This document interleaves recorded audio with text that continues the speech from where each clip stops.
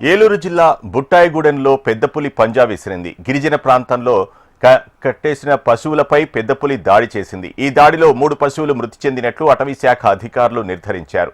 దాడి అనంతరం పెద్దపులి రిజర్వ్ ఫారెస్ట్లోకి వెళ్లిపోయి ఉండవచ్చని తెలిపారు. రాత్రి సమయాల్లో ప్రజలు ఒంటరిగా తిరగవద్దని, పొలాల్లో కట్టేసి ఉంచుతున్న పశువులను సురక్షిత ప్రాంతాలకు తరలించాలని అధికారులు సూచించారు.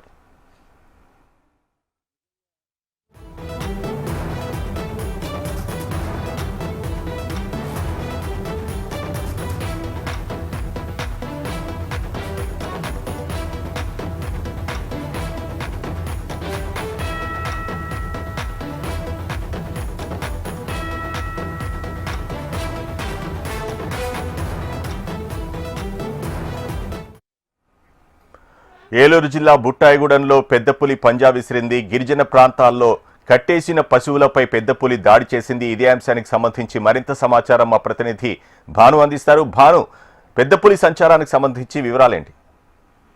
రైట్ వినోద్, ఏలూరు జిల్లా బుట్టాయిగూడెం ప్రాంతంలో అటవీ ప్రాంతం ఏదైతే ఉందో అక్కడ పెద్ద తిరుగుతుందని గత 2 రోజులుగా కూడా స్థానికులు చెప్పడం అయితే కూడా జరిగింది. ఈ నేపథ్యంలో చూసుకుంటే ఫారెస్ట్ అధికారులు అందరూ వచ్చి అక్కడ ఏ విధమైన పులి తిరుగుతుందని చెప్పి పరిశీలించగా పెద్ద పులి ఆకారాలు గుర్తించడం కూడా జరిగింది.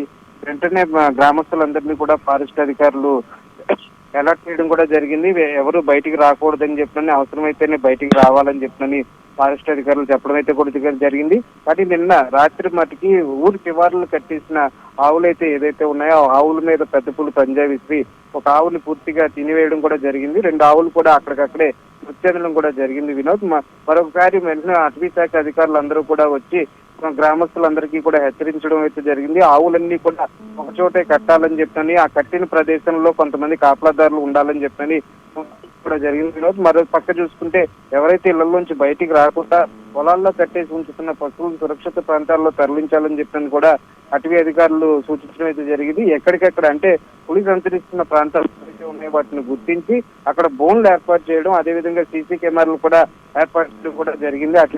అటవీ శాఖ అధికారులందరూ కూడా ఏదైతే పెద్ద పులి రిజర్వ్డ్ ఫారెస్ట్ లోకి వెళ్లి ఉండొచ్చని చెప్పని అధికారులు భావిస్తున్నారు.